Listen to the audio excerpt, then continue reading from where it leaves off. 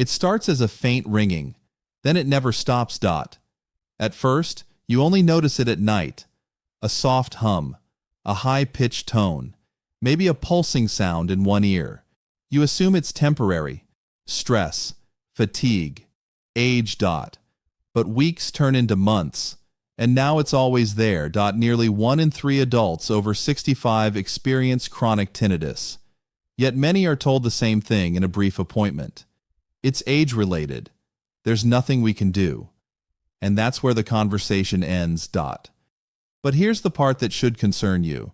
Tinnitus after 60 isn't always just ear damage. In many cases, it may be a warning sign of something deeper: impaired blood flow, reduced oxygen delivery, or a silent vitamin deficiency affecting the nerves that connect your ears to your brain. Most people ignore this until it spreads beyond the ears, into balance problems, cognitive fog, or worsening hearing loss. You've been told it's your ears. But what if it's your blood? If you want clear, practical health guidance explained in depth like this, consider subscribing and hitting like. It helps us continue producing content that goes beyond the rushed office visit.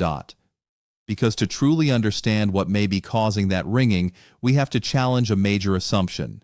For decades, the dominant explanation for tinnitus has been simple: damaged hair cells inside the ear. Too much noise, too many birthdays. End of story. And once those tiny sensory hair cells are injured, you're told there's nothing to be done. But that explanation is incomplete. Yes, hair cell damage can contribute, but what many people, and even many clinicians, overlook is that the inner ear is not just a sound receiver. It is one of the most metabolically active and blood-sensitive organs in the body. Inside your inner ear sits the cochlea, a delicate spiral-shaped structure that converts vibration into electrical signals your brain can interpret.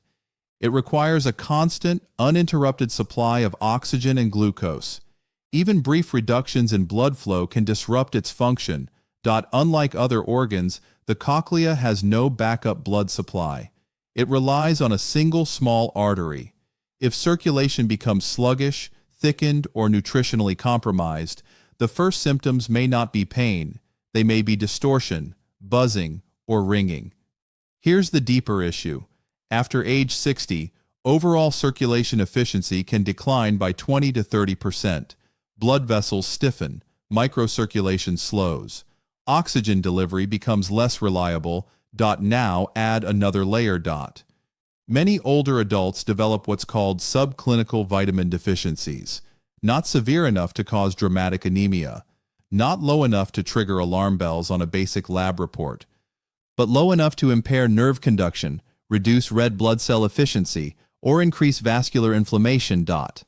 This creates what we call microvascular insufficiency, subtle but chronic underdelivery of oxygen and nutrients to sensitive tissues like the inner ear and auditory nerve. At the same time, nerve fibers deprived of proper nutrients, especially B vitamins, can become unstable, and unstable nerves misfire. When auditory nerves misfire, the brain may interpret that noise as sound. The result? Ringing that seems to come from nowhere. By the time noticeable hearing loss appears, this process may have been quietly developing for years. So what exactly is happening inside your body? To understand why a vitamin deficiency can create noise in your ears, you have to understand how fragile the hearing system really is. Deep inside your skull sits the cochlea, a tiny spiral structure filled with fluid and lined with microscopic sensory cells. These cells convert vibration into electrical impulses. Those impulses travel along the auditory nerve into the brainstem and eventually into the auditory cortex, where sound becomes meaningful. This entire system runs on chemistry and electricity. And both depend on blood. The cochlea receives its supply from a single small vessel called the labyrinthine artery. There is no backup artery, no redundancy. If flow through that vessel is reduced, even slightly, the cochlea feels it immediately. Even minor ischemia, meaning a mild reduction in oxygen supply, can cause dysfunction long before permanent damage occurs. Now let's look at what happens when key nutrients are lacking. Vitamin B12 deficiency is one of the most overlooked causes of neurological instability after 60. B12 is essential for maintaining the myelin sheath, the protective coating around nerves that allows electrical signals to travel smoothly and efficiently.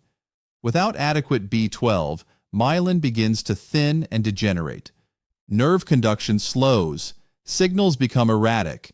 In the auditory nerve, that instability can be interpreted by the brain as sound that isn't there, what many describe as ringing or buzzing. And here's the critical point. After age 60, stomach acid production declines. Acid is required to absorb B12 from food. Even people who eat well can become deficient. Next is iron. Iron allows your body to produce hemoglobin, the protein in red blood cells that carries oxygen. Even mild iron deficiency can reduce oxygen delivery to sensitive tissues. The cochlea, with its high metabolic demand, is particularly vulnerable. Some individuals even develop pulsatile tinnitus, a rhythmic sound that follows their heartbeat when blood flow becomes turbulent or oxygen deprived. Yet iron deficiency is often missed if hemoglobin is technically within range, even when ferritin, your stored iron, is low. Then there is vitamin D. Vitamin D is not just about bones. It influences vascular flexibility and immune regulation. Low vitamin D levels are associated with vascular stiffness, meaning blood vessels don't dilate as efficiently. It also plays a role in calcium balance within the inner ear and may influence inflammatory processes that affect auditory pathways. Now, consider folate and homocysteine. When folate or B12 are insufficient, homocysteine levels rise. Elevated homocysteine damages the delicate lining of blood vessels, especially in small microvascular beds, like those supplying the inner ear. Over time, this contributes to microvascular compromise and unstable auditory signaling. Finally, magnesium plays a stabilizing role in nerve excitability.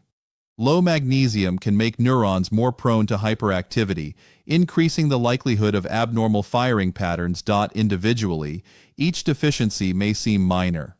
Together, they create the perfect environment for auditory instability. But here's the danger.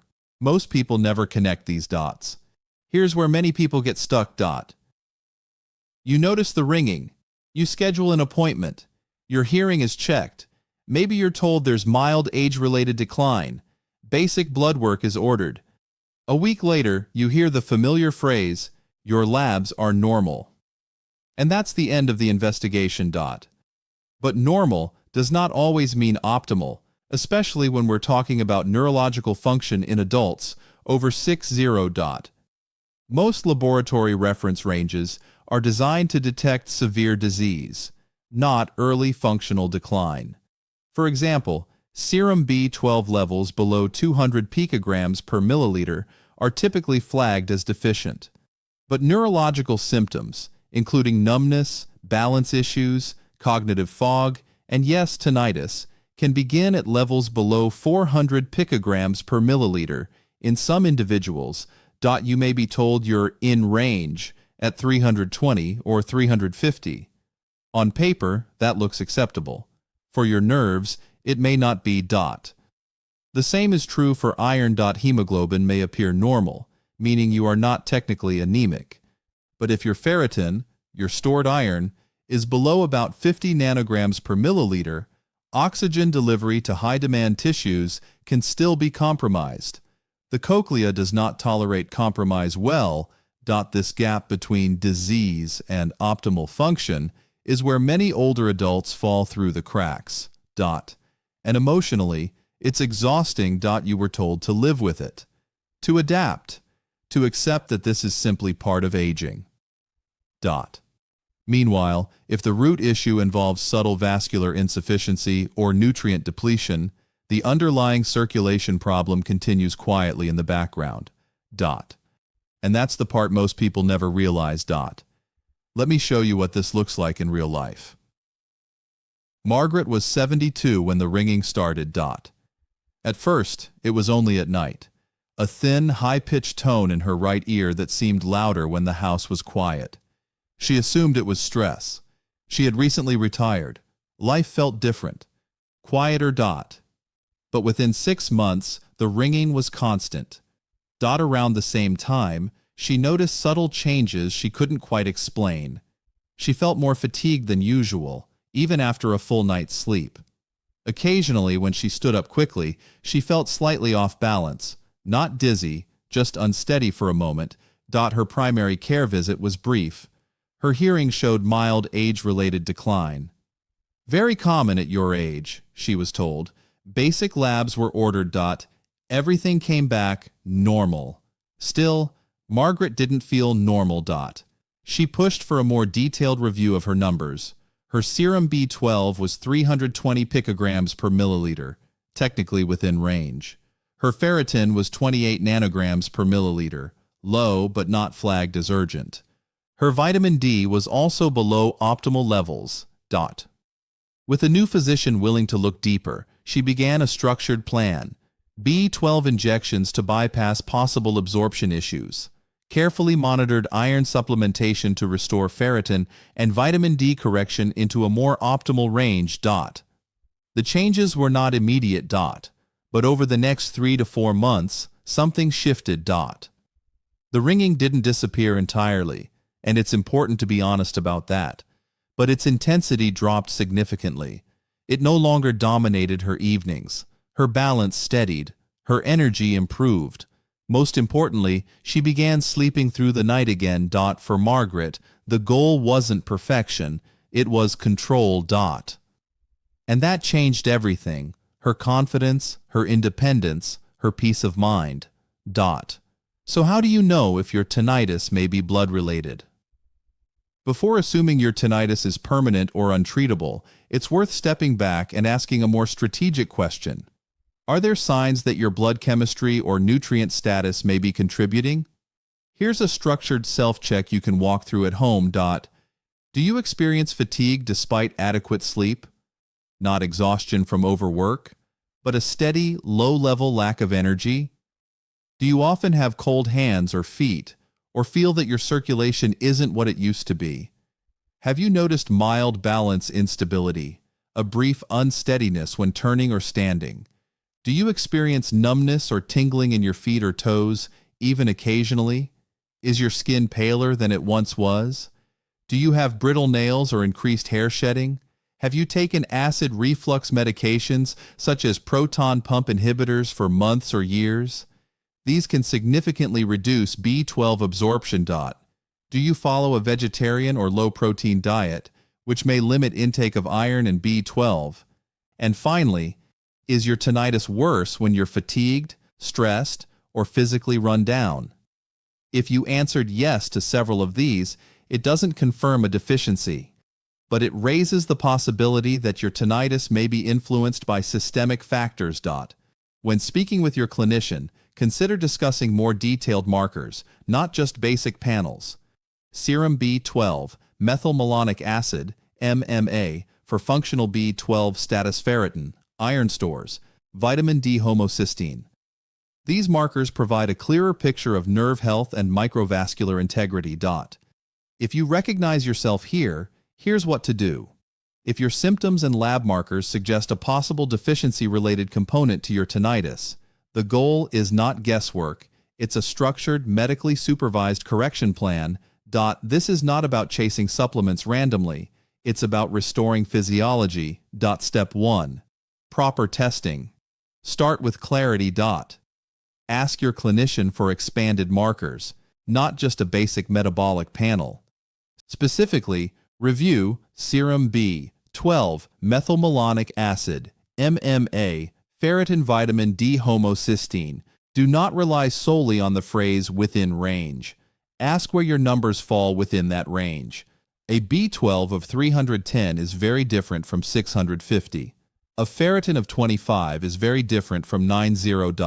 After beginning any correction protocol, plan to retest in 8 to 12 weeks. You want objective confirmation that levels are improving, not assumptions. Step 2. Correct the deficiency. Correction must match the problem. Vitamin B. 12. If levels are borderline and absorption is intact, high-quality oral methylcobalamin may be sufficient. However, if there are neurological symptoms or long-term acid suppression use, injections may be more reliable because they bypass the digestive system. Iron. Only supplement iron if ferritin is low and under medical supervision. Excess iron can be harmful. The goal is restoration to a functional range, not overshooting. Vitamin D. For many adults over 60, an optimal blood level falls roughly between 40 to 60 nanograms per milliliter. Correction should be gradual and monitored. Folate. Prioritize whole food sources such as leafy greens and legumes. If homocysteine is elevated, targeted supplementation may be appropriate under guidance. Magnesium glycinate. In appropriate individuals, this form may help stabilize nerve excitability and support vascular tone. Again, personalized, not automatic. Step 3. Restore circulation. Nutrients alone are not enough. Blood has to move. Commit to 20 to 30 minutes of daily walking. Nothing extreme, just consistent rhythmic movement to stimulate microcirculation. Add resistance training twice per week. Muscle contractions act like pumps, improving vascular function. Hydration matters. Even mild dehydration thickens blood flow. Consider increasing omega-3 intake through fatty fish or supplementation, as these support vascular flexibility. Step 4. Stabilize the nervous system. Tinnitus often worsens when the auditory cortex becomes hyperexcitable. Protect your sleep. Maintain consistent sleep and wake times. Reduce bright light and stimulating media in the evening. Practice slow breathing exercises. For example, inhaling for 4 seconds and exhaling for 6 to calm sympathetic overactivation. Now, an important reality. Improvement is typically gradual. Think in terms of 3 to 6 months, not days. Not all tinnitus fully resolves, but in many cases, intensity decreases, sleep improves, and progression slows significantly. And that can mean the difference between helplessness and control. But correction is only half the strategy. If tinnitus is, in many cases, a signal of vascular and neurological stress, then protecting your hearing means protecting your blood. And this extends far beyond the ears. The same microvascular system that feeds the cochlea also feeds your brain. Compromised circulation is not only linked to tinnitus, it is associated with increased risk of stroke, cognitive decline, and certain forms of dementia. When you improve vascular health, you are not just addressing noise in your ears, you are protecting your independence. Here is the long-term framework. First, maintain optimal nutrient levels, not minimum survival levels. Don't aim to barely stay inside the lab range. Aim for levels that support neurological resilience. That requires periodic review and informed discussion. Second, commit to annual blood work after 6-0. Track trends, not just isolated numbers. A gradual downward drift in B12 or ferritin over years matters. Third, protect gut health. Absorption declines with age. Chronic inflammation, poor diet, and long-term medication use can impair nutrient uptake. Support digestion with adequate protein, fiber, and medical review of unnecessary medications. Fourth, avoid overuse of acid blockers unless medically necessary. Proton pump inhibitors can significantly reduce B12, magnesium, and iron absorption when used long-term. Fifth, control blood pressure and glucose. High blood pressure damages delicate inner ear vessels. Elevated glucose stiffens arteries and impairs microcirculation. Vascular health is hearing health. Sixth, follow an anti-inflammatory dietary pattern. Prioritize leafy greens, colorful vegetables, legumes, fatty fish, nuts, and olive oil. Reduce ultra-processed foods and excess sugar. Chronic inflammation accelerates vascular aging. Seventh, monitor hearing regularly. Subtle declines caught early. Allow earlier intervention. This is the difference between reactive medicine and proactive physiology. Reactive care waits until hearing loss is severe. Proactive care intervenes when signals first appear. You do not control every aspect of aging, but you can influence your vascular health. And when you influence your vascular health, you influence far more than your ears. Let's bring this together. Tinnitus is often treated as an isolated annoyance, a quirk of aging, a harmless background noise you're expected to tolerate. But it may be more than that.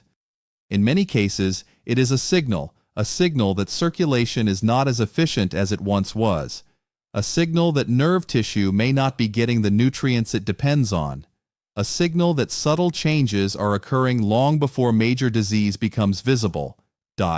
Your ears are downstream from your blood. When blood flow weakens, when oxygen delivery drops, when nerve insulation thins, the auditory system is often one of the first places it shows up, not with pain, but with sound that isn't there. Now, to be clear, not all tinnitus is reversible. Some cases are rooted in structural damage that cannot be undone. But many cases, especially those that begin or worsen after 60, are at least partially modifiable when underlying deficiencies and vascular stress are addressed. The tragedy is that most people are told to wait. To adapt. To accept. To live with it. Most people wait. You don't have to. You can ask better questions. You can review your numbers more closely. You can support your circulation, your nutrient status, and your nervous system with intention. This is not about chasing perfection. It's about protecting function. Because when you protect your blood, you protect your brain. And when you protect your brain, you protect your independence. If you know someone living with persistent ringing in their ears, consider sharing this with them. Sometimes the first step toward relief is simply understanding where the problem may truly begin.